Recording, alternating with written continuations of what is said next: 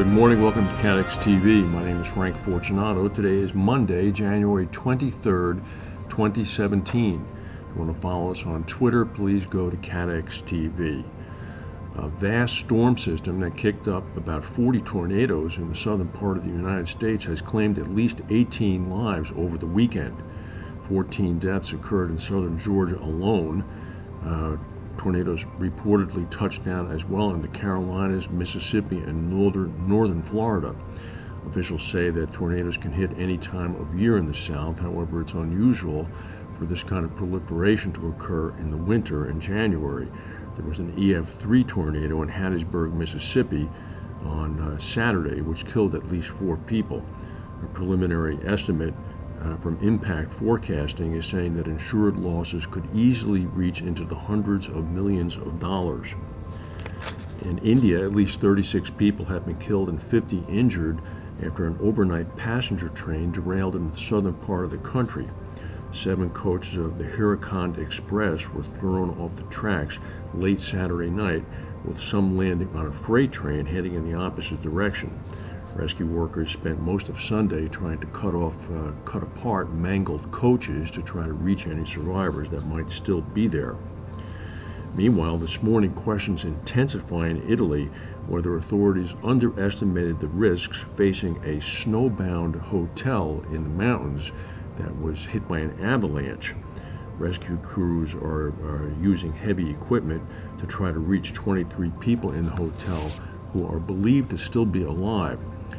5 days after up to 60,000 tons of snow plowed into the Hotel Reggio Piano in central Italy, rescue crews are still digging by hand, and they have only just today brought in heavy equipment to try to speed up the task. They have pulled 5 people out alive. They are operating under the hypothesis that there may yet be, quote, air pockets still extant below the 6 feet of snow in which the survivors could still be living. An investigation is underway as to just where the region's snowplows were during the 5 days since the avalanche struck the hotel. Meanwhile, also in Italy, shares of the big Italian insurer Generali were up more than 6% this morning after the Italian newspaper La Stampa reported a takeover effort of the insurer by German peer Allianz, as well as from the Italian bank Intesa. Both companies declined any comment. Meanwhile, also AIG has agreed to the biggest legacy reinsurance deal ever.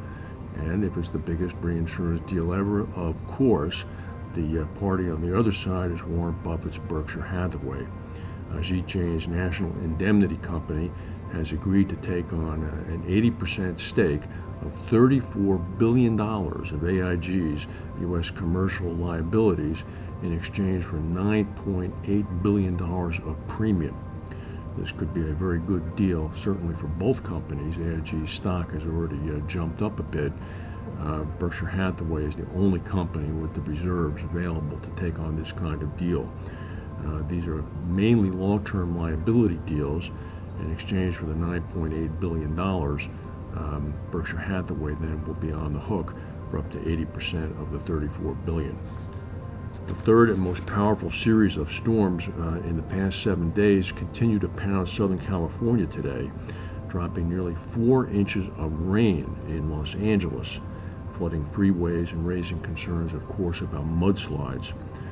Flash flood warnings are in effect for greater Los Angeles, as well as across most of Southern California. The National Weather Service cautioned that the system could end up being the strongest storm in the last 7 years. Samsung Electronics said this morning that tests of more than 200,000 Galaxy Note 7 smartphones found defects in 2 sets of batteries from 2 different manufacturers that made the devices prone to catch on fire. Samsung's president ruled out any problems with any other aspects of the Note 7, including the hardware or its software. The only problem, according to Samsung, that caused the phone to explode and catch on fire is due to a group of batteries supplied by 2 battery suppliers.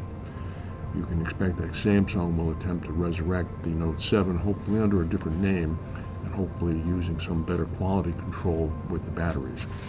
In the northeastern United States, here in New Jersey, a classic nor'easter is expected today, bringing some 4 inches of rain to the New York metro area.